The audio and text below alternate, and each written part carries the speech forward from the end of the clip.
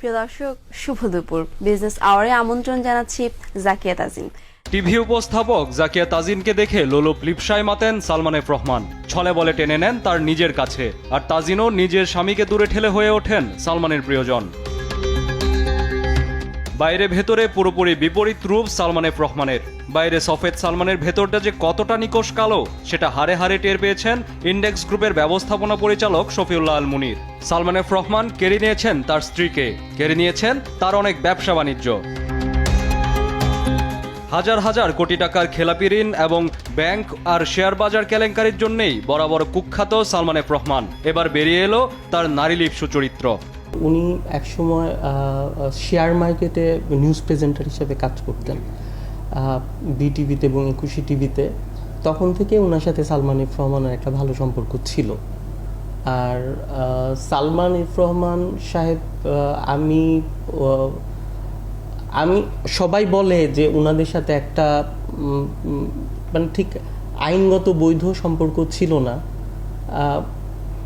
ওনাদের এখন মানুষের ধারণা বা সবাই বলে সালমান সাহেবের কাছের লোকজন বা ওই ভদ্রমহিলার যে কাছের লোকজন আছে তাদের ভিতর একটা বাজে সম্পর্ক ছিল।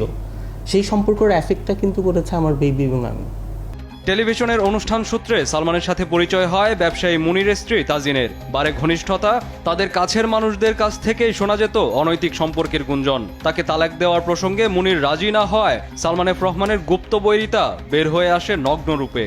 সালমান এফ রহমান আমাকে ডেকে নিয়ে যায় তার অফিসে এবং সেই জায়গায় বলে যে তুমি তাজিনকে ডিভোর্স করবা আগামী 48 ঘন্টার ভিতরে। এবং উনি সালমান এফ রহমান সাহেব একটা 300 টাকার একটা স্ট্যাম্পে উনি বলে তুমি এই জায়গায় সিগনেচার করবা। সিগনেচারটা ওই জায়গায় 8টা কন্ডিশন ছিল যে আমি কখনোই আমার কোম্পানি, আমার প্রপার্টি আমি ক্লেম করতে পারবো না।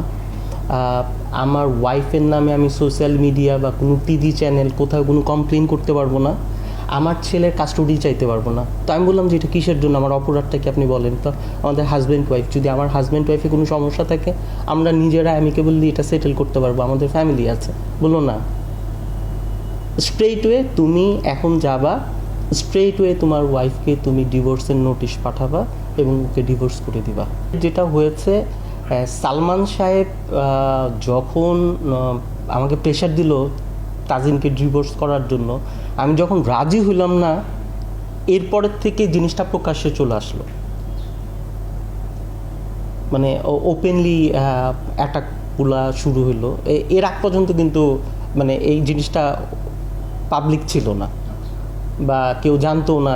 ইভেন তো আমার অফিসের লোকজনও জানতো না যে কোনো সমস্যা হচ্ছে কিনা আমাদের। সালমান এফ রহমানের এই নারী লিপ্সার বলি হয়ে তিনি গুম হয়েছিলেন 1 মাস। মামলার হামলায় দুর্বিষহ হয়ে ওঠে তার জীবন। যদিও 2020 সালের শেষ ভাগে তালাক হয়ে যায় তাদের। কায়েস রাহাত, দেশ টিভি, ঢাকা।